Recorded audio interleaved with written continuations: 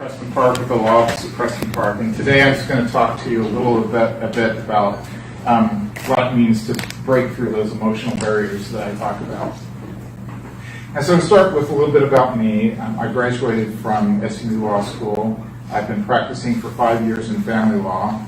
I basically got my start with family law working with the legal aid clinics. And so with that experience, you talk to a lot of different people that you can't help because there aren't the resources, and then you pick up some that you can help.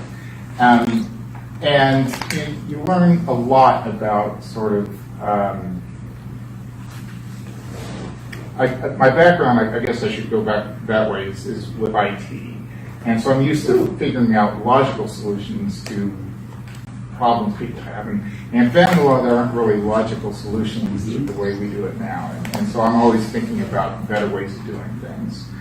And one thing, big problem with family law is that custody issues get relitigated over and over again, because when the parents are warring, getting that final order isn't the end of the war. The war goes on, and it's just that just in a lot of cases is just the first battle, and it's just not good for anybody. It's not good for the parents, either parent. It costs money, and it's definitely not good for the kids. And so that's a bit about what my practice is about. In addition to that, I guess. So we talked about background. So I will use a whiteboard then, I guess. So I'm sure you're all asking yourselves, how is a divorce like an Iguana fight? Right? I don't get asked this much, but it's an important question to ask ourselves. And one way, so the way we look at this, right, is there's what's called the triune brain model.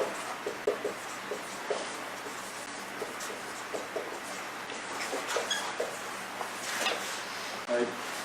And so what we have, and my drawing's not going to be that great, not too bad.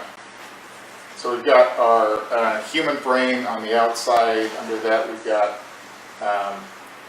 what's simplified as our mammalian brain.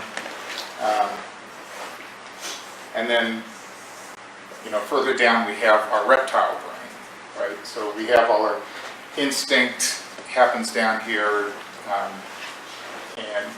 So fear, fight or flight response, and all that stuff. Our emotions and a lot of our memories get stored in the middle, and then up at the top is our intellect, our logical thinking, and all those things.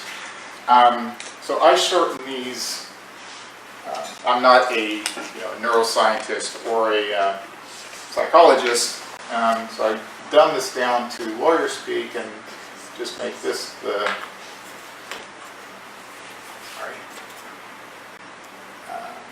Go inside.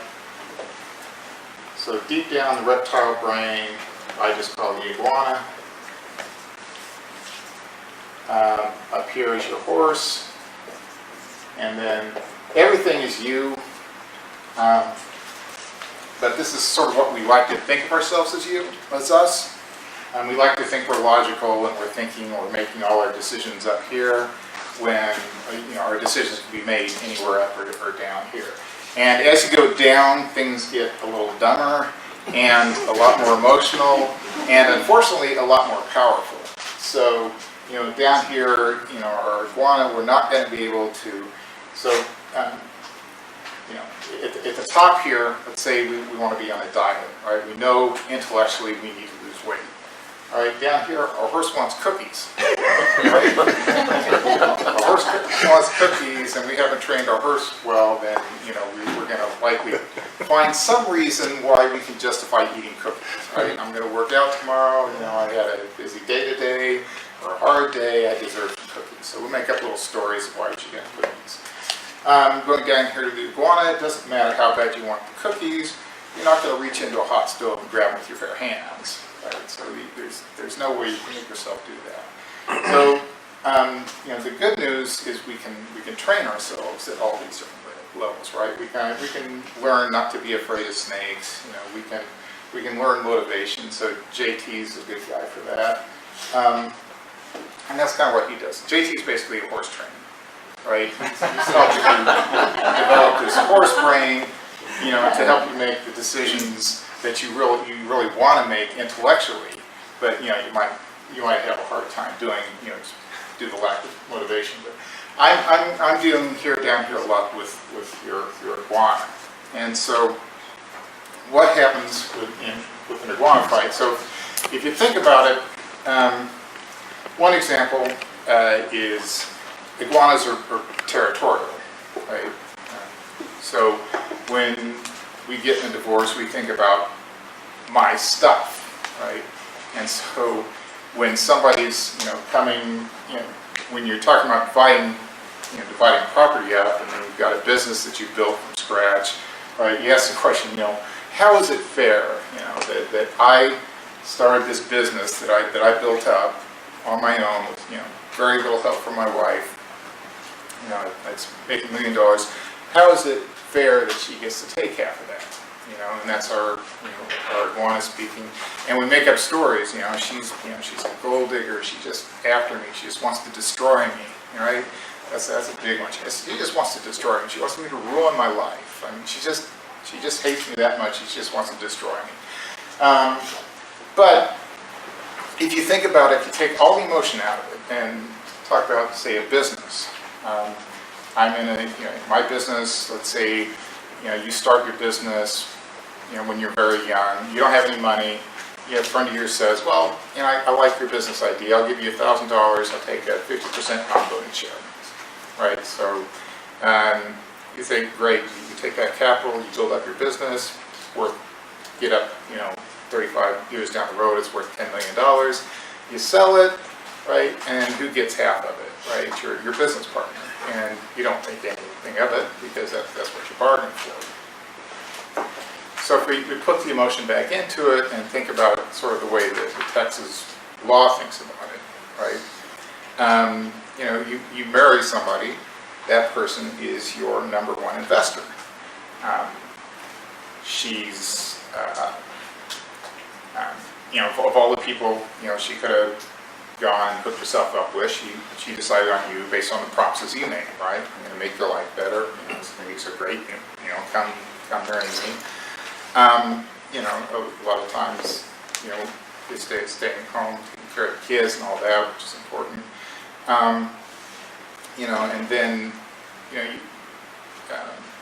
you don't consider them your partner because they're staying at home, and you sort of start drifting apart because you've got, your world in your office, she's got a world at home. And, whereas, a lot of folks, and something I learned about is, they do treat their wives or their husbands as business partners and Yes. right, that's good. And make all those decisions together and make up their own common goals, and it works great. But when you isolate ourselves and we get our emotions deeply involved and invested in our property and our stuff and what we're doing, and don't think about those things, then we get a little selfish and very territorial. So what the way the judges look at it, and sorry, I may be repeating myself, but so the wife's been married for you 35 years. She gave up her life for you.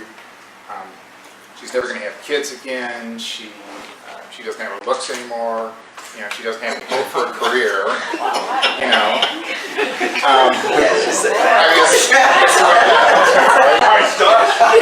Iguana now.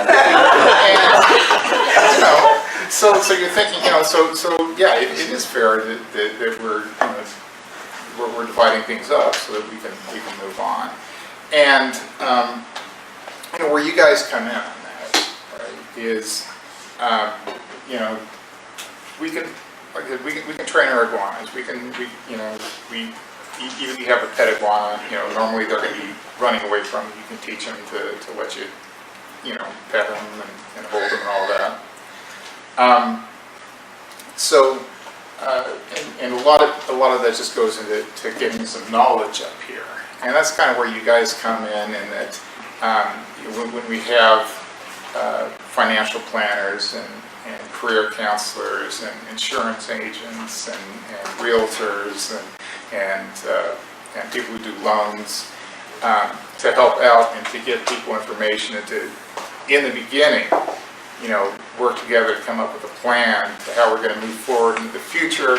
So we're not just, getting out of one prison and getting into the wild. We're figuring out a way to get from our dungeon to owning our own castle. And so that's the goal of breaking past those emotional barriers. And what I'd really like to do is find some people or be able to give a talk along these lines for how people can move from not just out of the whatever emotional prison they're in their relationships, but getting from there to being the king or queen of their own castle. Preston Park, Law Office of Preston Park.